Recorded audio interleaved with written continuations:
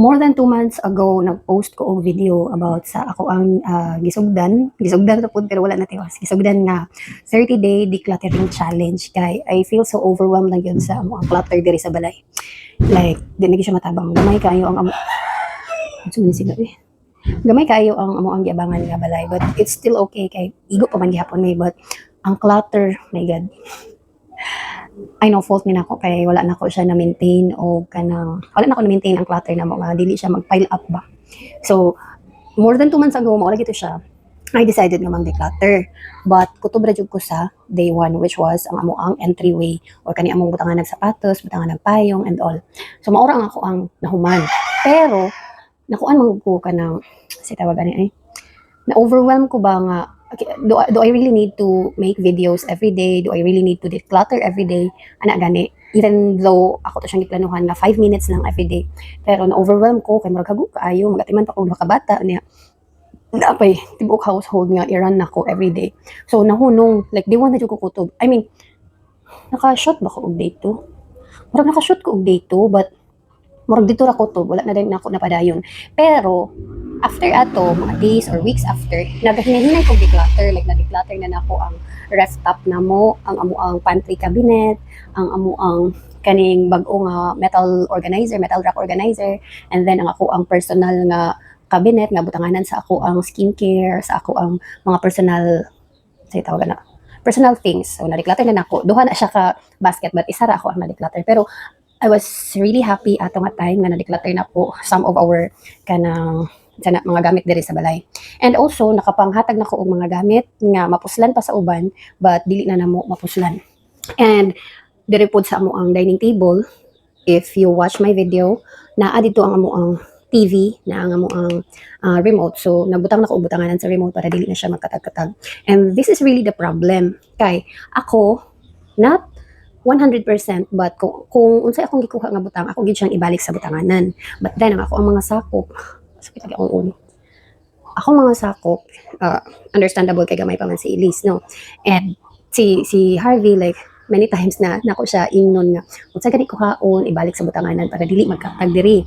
Nagkumagkubo sa sanina kung masuot pa ibutang sa likod sa portahan kay na ako gi-provide nga sablayanan, as in nagpalit gyud ko og sablayanan para sa mga anik-anik na mo ni Harvey, like ibutang ako diri sa main door, likod sa playroom nga portahan og likod sa portahan na mo sa CR para sablayan sa mga tuwalya or hinubo nga sanina.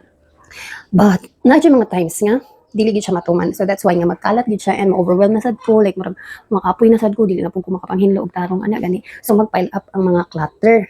Mao na siya nga puno na pud kaayo ang amo ang not tibok balay but ang amo ang playroom mura siya wala improvement and nasad na kayo ko, like mobalik na sad sa akong huna mo creep in na sad nga I really need to declutter, I really need to do something about it. Kaya para ma-clear siya ba na ako'y plano, visualize na ko og plano kung unsay dagway sa amo ang playroom dapat, like square ang amo ang playroom ha, dayon na adiri sa kilid ang portahan. Nagsulod, nag-open sa portahan, linya ang amo ang tulo ka cabinet nga mga sanina kasi amo ang bedroom is kuan na gid siya, foam mattress lang yun ang naa, walay mga cabinet na adiri sa playroom ang mga cabinet. And then inagliko or still be at bang sa portahan is na siya window, so gusto ta na ako nga na ako dito crafting table. And then diri nga side naman is silbi diri nga side, right side sa room gusto nako naa dito ang mga toys ni Elise, naa dito ang mga gamit nga dili kayo ginagamit. Tapos diri nga side, like inagsud nimo sa room sa playroom, diri nga side, right side gihapon, but diri nga wall lumbay sa kaning portahan, diyan ako giplano nga ipabarog ang metal rack organizer nga mga 5 or 6 layers siguro para diha ipang-pile ang mga butang-butang na mo nga dili everyday gina-use para mapahimuslan nako ang vertical space. Kaya ang amo ang gipuy-an man good, if you can see, hapog siya og ceiling, so taas siya, and then dako siya vertical space. Pero since dili man ko pwede magbarina sa amo ang walls, or wala man ning ingon ang tag-iya nga dili ko pwede magbarina, but dili siya sturdy enough para magbarina ko and then mag-drill ko diha, magbutang ko og mga shelvings. So ako ang idea is mapalit na lang ko metal rack organizer kay para walay wall nga mabuslot and ma-move sa nako ang metal rack organizer, di ba? So mo na siya akong plano, and then sa tunga pwede magduwa diha si Elias puhon. Manana ang dagan sa una-una, but Unsahon ginako. Unsahon ginako nga gubot pa gyud kaayo ang among ang playroom. So, atong video na ako about sa ako ang gisugdan nga 30-day decluttering challenge. Akong gipakita sa inyo ha ang among playroom. Like house tour na gid siya kay gikan sa entryway padung sa among playroom, sa bedroom, sa among ang dining area o padung sa kitchen. So now, ako na sang ipakita, ulaw na jud kaayo, oh my god. Ako na sang ipakita ang sitwasyon sa among ang playroom. Like few days ago nagduwa si Elise and kapuyan magkukusig sunod niya nga maglula bitaw. Kay napag ako daghang giatiman no. And then karon hugaw kayo ang playroom. Ay, not hugaw but kanang gubot ba gubot. So ako na sa ipakita sa inyo ha, para na ako before before nga kanang capture before nga picture sa kaning playroom namo kay ako na pong balikan ang ako ang 30-day decluttering challenge. Like magkuan na sad ko, magsugod na sad ko sa uno. Pero dili na nako siya himuon na like every day and dili na ko mag kanang ani talking head video. Ako na lang is mag-video ko when nag-declutter ko and then I will do voice over kay para dili kay siya overwhelming para sa ako aba kay I felt mo atong una nga mas sayon ko mag talking head ko. Pero murag hala, sab na ko pag talking head ani nga maulaw man ko mag-video kung naay magtan-aw, naay maminaw. So, ako ana lang buhaton is mag-video ko and then i-voice over na lang nako. I-voice over lang nako siya pag wala na si Harvey kay para dili tantong ulaw or karon gani na siya sa amo ang bedroom na tulog. So that's why naka-video ko. And dili man kay madungog sa kwarto ko matabi-tabi ko diri. So, mo na nakalugar ko. Nagamit lang ko og microphone. Tara, gagamit lang ko og microphone kay para dili ko niya madungog. Natulog man po noon siya pero maulaw ko ba madunggan ko niya nga mo ni akong gipang tabi-tabi.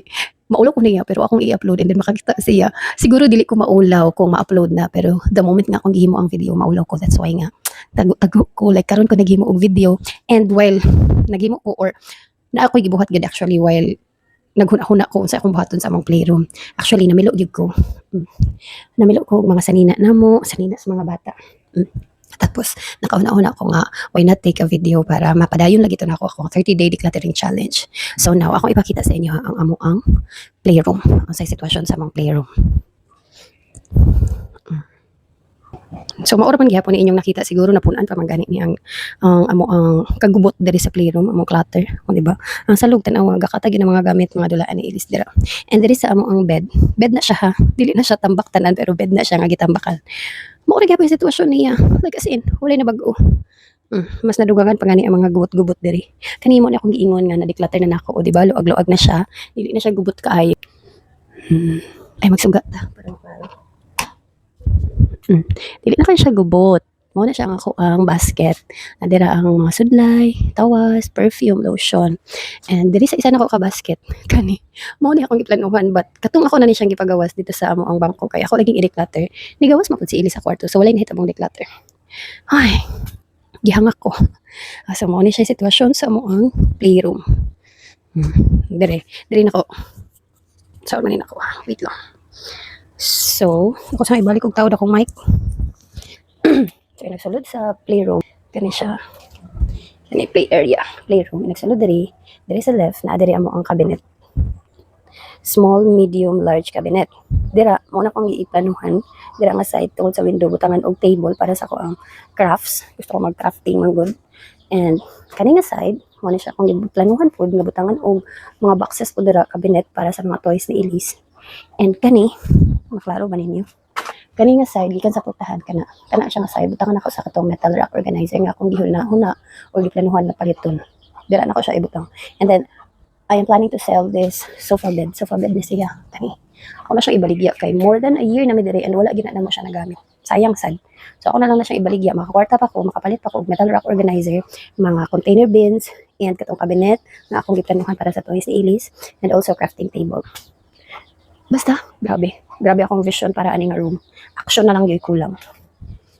Anyway, so balik ta.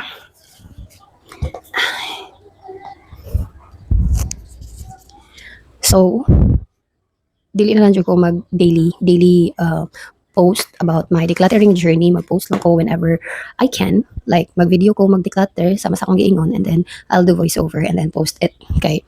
Para dili siya overwhelming kaayo ba? Dili kay kumahago.